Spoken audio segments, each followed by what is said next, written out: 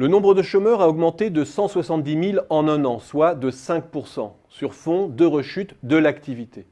En apparence, la dégradation paraît logique et ne peut que continuer. Si je devais reprendre les raisonnements conventionnels, le calcul est vite fait. Avec 0% de croissance et un trend de productivité du travail de l'ordre de 1,2%, l'emploi décroît mécaniquement de 1,2% par an. Une autre manière de dire que l'on ne réduit le chômage qu'à partir de 1,2% de croissance. En vue, donc, une diminution de l'emploi voisine de 290 000. Le chômage devrait croître d'autant. Si je regarde maintenant les chiffres de Pôle emploi, c'est-à-dire la hausse de 170 000 du nombre de chômeurs sur un an que je viens d'évoquer, on peut se dire que le marché du travail n'a pas mangé tout son pain noir, puisque précisément, la croissance est quasi nulle, 0,1% depuis un an.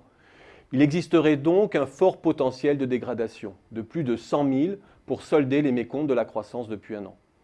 Il faut ajouter à cela ce que génère notre faible croissance à venir. Si la croissance trimestrielle demeure au voisinage de 0,2% en fin d'année et l'an prochain, cela signifie encore 100 000 chômeurs supplémentaires fin 2015. Et en tout, au moins 200 000 chômeurs de plus par rapport au niveau atteint fin août. Autrement dit, le chiffre de 3,6 millions de chômeurs est en ligne de mire fin 2015. Voilà pour la froide arithmétique. Mais au fond, pourquoi ne pas l'avouer, je n'en sais rien. D'abord parce que ce type d'arithmétique n'a jamais donné la bonne prévision depuis la crise. Si je regarde la hausse du chômage depuis début 2008, elle est d'environ 1,4 million.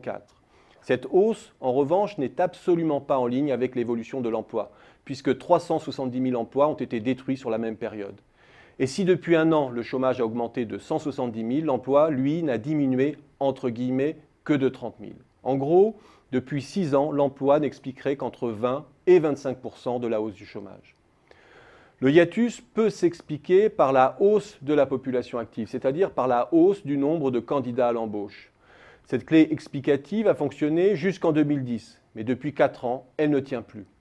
Je ne sais donc pas expliquer les racines de 3/4 de la hausse du chômage récente. Quant à la fameuse loi qui veut que je commence à créer de l'emploi à partir de 1,2% de croissance, et que je détruis 1,2% d'emplois avec 0% de croissance, si je l'appliquais depuis 2008, je devrais me retrouver avec près d'1 million d'emplois de moins par rapport à ce que l'on observe aujourd'hui.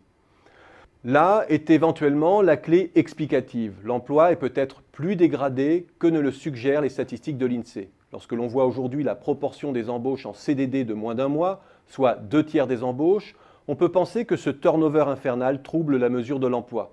Mais ce ne sont que des supputations. Et si elles ne sont pas fondées, cela entrouvre le mince espoir que le chômage puisse avoir un comportement atypique et inattendu dans les trimestres à venir.